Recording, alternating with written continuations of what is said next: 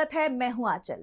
आज इस बुलेटिन में बात होगी बिहार चुनाव के रण में पीएम मोदी को राहुल के जवाब की, तेजस्वी यादव के एनडीए पर आरोपों की, देखेंगे वोट चोरी के खिलाफ क्या है एमवे का प्लान, बंगाल में एसआईआर को लेकर चुनाव आयोग के बड़े कदम को, जानेंगे अखिलेश यादव के दावे से क्यों मचा बवाल, और बुलेटिन के आखिर में देखेंगे जाने माने कार्टूनिस्ट इरफान की किस खबर पर पड़ी तिरछी नजर। लेकिन दिन भर की तमाम बड़ी खबरों से पहले एक नजर आज की सुर्खियों पर।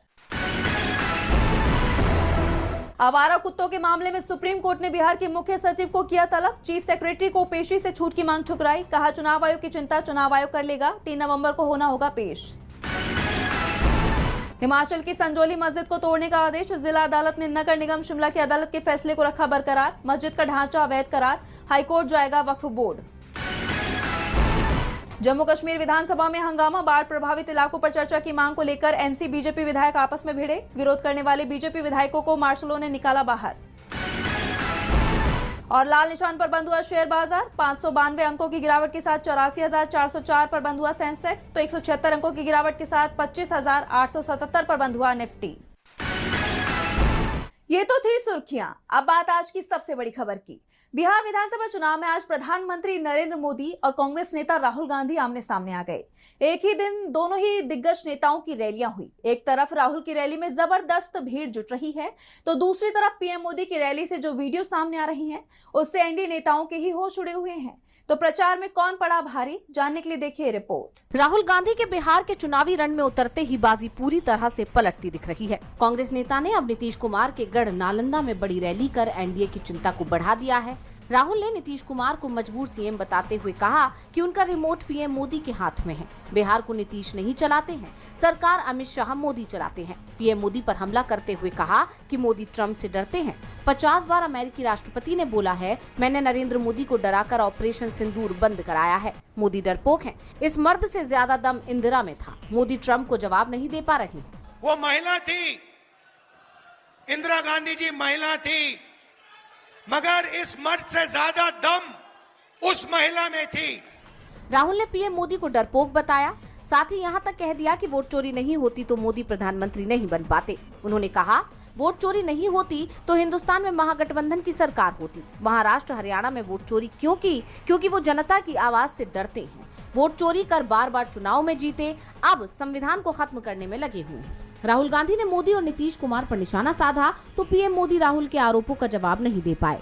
पीएम की भी आज बिहार में रैलियां हुई, लेकिन वो पहले की सरकारों को ही कोसते रहे। एक तरफ विपक्ष बिहार में कानून व्यवस्था की स्थिति को लेकर चिंता में दिख रहा है, तो पीएम मोदी ने कहा कि 20 साल पहले बिहार में जो सरकार थी उसमें कट्टा क्रूरता का राज था, वहाँ कानून दम तोड़ देता है। प्रधानमंत्री ने महागठबंधन के घोषणा पत्र को गुमराह करने वाला बताया, जबकि तेजस्वी यादव पहले ही दावा कर चुके हैं कि घोषणा पत्र में लिखा हर वादा पूरा किया जाएगा और इसके लिए समय सीमा भी पहले से ही तय कर दी गई है। राहुल गांधी के तीखे हमलों से पीएम मोदी और एनडीए बैकफुट पर दिखाई दे रहा है, तो चुनाव आयोग पर भी सवाल उठने लगे हैं। तेजस्वी यादव ने दावा किया है कि चुनाव आयोग एनडीए की मदद कर रहा है। आचार संहिता लागू है, फिर भी सरकार के खजाने से जनता में पैसा बांटा जा रहा है। तो क्या कुछ कहा तेजस्वी यादव ने, देखिए इस रिपोर्ट में। बिहार में चुनाव प्रचार के दौरान सीएम उम्मीदवार तेजस्वी यादव के आक्रामक तेवर देखने को मिल रहे हैं। वो लगातार डबल इंजन सरकार पर हमला बोल रहे हैं और अब तेजस्वी चुनाव आयोग पर बरस पड़े। तेजस्वी ने आरोप लगाया कि चुनाव के दौरान ही 10 लाख महिलाओं को सरकारी योजना के तहत पैसा बांटा जा रहा है। आरजेडी नेता ने मुख्यमंत्री उन्नति बेटी योजना पर निशाना साधते हुए कहा कि इसमें 24 अक्टूबर को भी किस्त जारी हुई। उन्होंने इसे खुली रिश्वत करार दिया और कहा, 20 सालों में इन लोगों ने नहीं दिया, आज चुनाव के बीच में देना ऐसी कौन सी अति आवश्यक थी जो ये लोग, इमरजेंसी थी जो ये लोग दे रहे। चुनाव के बाद भी दे सकते थे, लेकिन ये पूरी तरीके से रिश्वत के तौर पे जो है दिया जा रहा है। तेजस्वी ने आगे कहा कि पूरा देश इस चीज को देख रहा है कि किस तरह चुनाव के बीच रिश्वत दी जा रही है।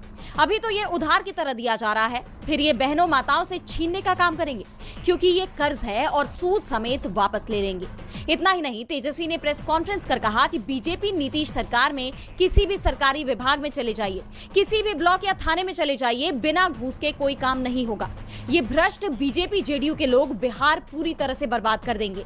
बिहार की एनडीए सरकार को लेकर लोगों में कितना गुस्सा है ये दिखाई भी दे रहा है। एनडीए उम्मीदवारों का लगातार विरोध हो रहा है और अब एक बार फिर एनडीए के खिलाफ जनता का गुस्सा फूट पड़ा। हम पार्टी के उम्मीदवार अनिल कुमार के काफिले पर हमला किया गया। ये घटना उस वक्त घटी जब अनिल कुमार चुनाव प्रचार के लिए पहुंचे थे। हमलावरों ने उनके काफिले पर ईंट पत्थरों से हमला कर दिया, जिसमें अनिल कुमार को चोटें आईं, जबकि उनके कई समर्थक भी घायल हो गए। इस घटना को लेकर पार्टी प्रमुख जीतन राम मांझी ने कहा कि यह हमला विपक्ष की कायरता और हताशा का जीता जागता उदाहरण है। एक तरफ एनडीए को जनता के गुस्से का सामना करना पड़ रहा है, तो दूसरी तरफ आंतरिक कलह भी सुलझती नहीं दिख रही। एनडीए की तरफ से आज घोषणा पत्र जारी होने वाला था, लेकिन ये टल गया है। दावा किया जा रहा है कि घोषणा पत्र के कुछ मुद्दों को लेकर एनडीए के अंदर मतभेद पैदा हो गए थे, जिसके चलते इसे टाल दिया गया। एनडीए और चुनाव आयोग की मुश्किल बिहार के साथ महाराष्ट्र में भी बढ़ती दिखाई दे रही है। वोट चोरी के खिलाफ महाविकास आघाड़ी मोर्चा खोलने की तैयारी में है। विपक्ष ने ठान लिया है कि वो चुप नहीं बैठेगा। इसी सिलसिले में उद्धव ठाकरे और राज ठाकरे की मुलाकात हुई, जिसमें पूरी रणनीति तैयार की गई। तो वोट चोरी के खिलाफ क्या है एमवे का प्लान, जानने के लिए देखिए रिपोर्ट। महाराष्ट्र में वोट चोरी के खिलाफ बड़ा आंदोलन छिड़ने वाला है। शिवसेना उद्धव गुट के आह्वान पर महाविकास आघाड़ी 1 नवंबर को सड़कों पर उतरने वाला है और खास बात यह है कि इस रैली में ठाकरे ब्रदर्स एकजुट नजर आएंगे। इसकी तैयारी के लिए शिवसेना यूबीटी प्रमुख उद्धव ठाकरे और मनसे प्रमुख राज ठाकरे की अहम बैठक हुई, जिसमें कांग्रेस और एनसीपी नेताओं ने भी शिरकत की। इस दौरान इस राज्यव्यापी मार्च के लिए रणनीति पर चर्चा की गई। अभी तक तो विपक्षी गठबंधन में शामिल सभी दलों ने अलग अलग सीटों पर हुई धांधली का खुलासा किया है। चुनाव आयोग और बीजेपी पर फर्जीवाड़े के आरोप लगाए हैं। राज ठाकरे ने चुनाव आयोग पर